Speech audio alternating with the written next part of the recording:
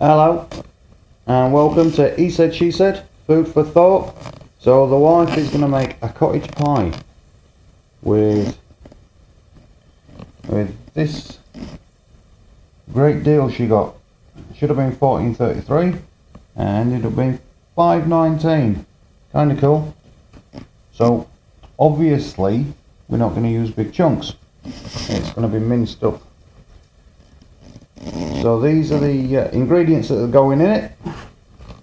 We've got parsnips, spuds, garlic, some ground thyme, salt, pepper, bay leaves. For all you Americans, Worcestershire sauce,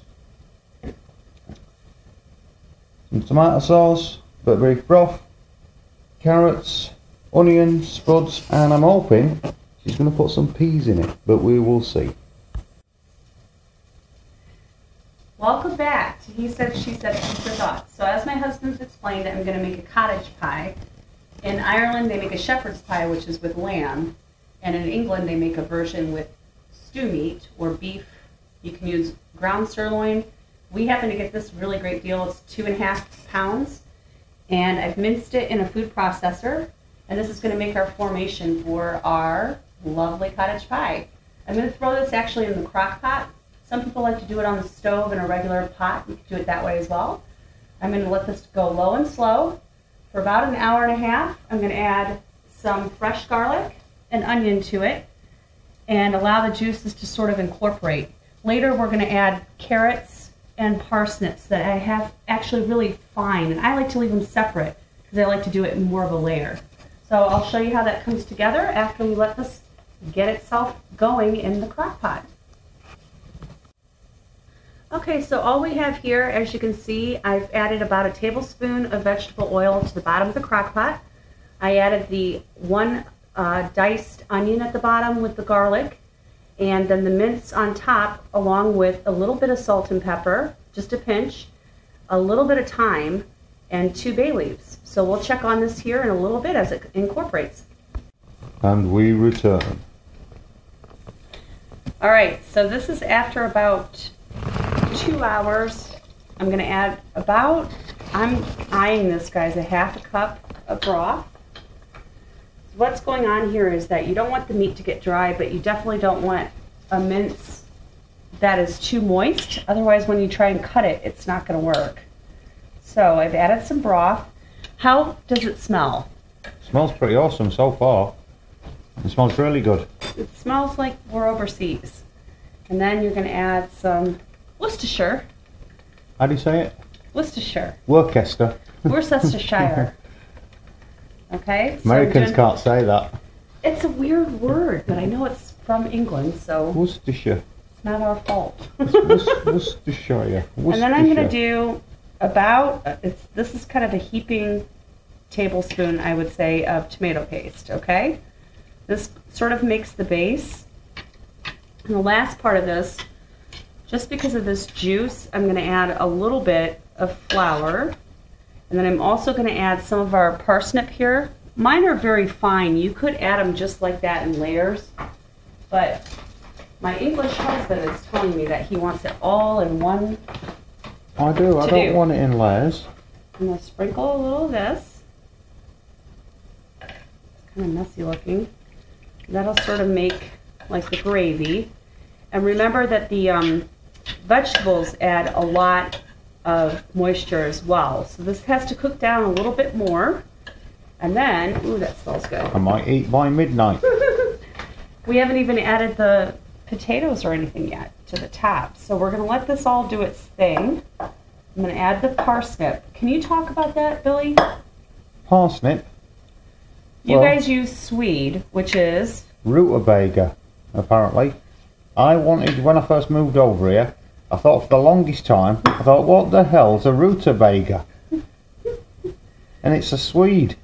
Why can't you just be normal like English peoples and call it what it is, a rutabaga? I mean, what the hell's a rutabaga? Okay, they were part of the settlement of the American states and colonies as we have it today, so I'm not going to feel sorry for him. But see how this is actually absorbing that?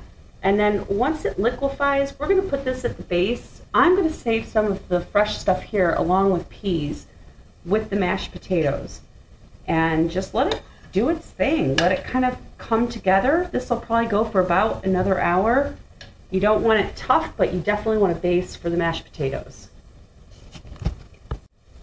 Okay, so I've boiled the potatoes, peeled them and boiled them, and I'm going to add 2 egg yolks, some Parmesan cheese and some half and half. That is what is going to make the topping for the cottage pie. It's as easy as that. So here's one I made earlier. I forgot to put the peas in though, sadly. So luckily I found out before I put the mash on the top, but that's mine. So here's the wife, she's doing hers now. Now I've put a little Pam in this. I didn't do that with mine. He didn't.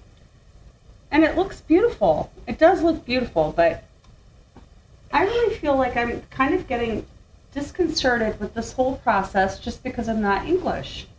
So I have some things I'm going to do that are a little bit different. Well, I must say it's the first time I've ever made cottage pie as English as I am. So, but you've eaten it.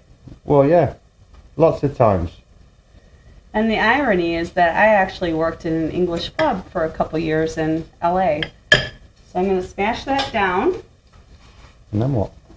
I've got my plan. Oh, you do you? I'm not really used to this format because I like it in a long Well, it's tray. round, so live with it.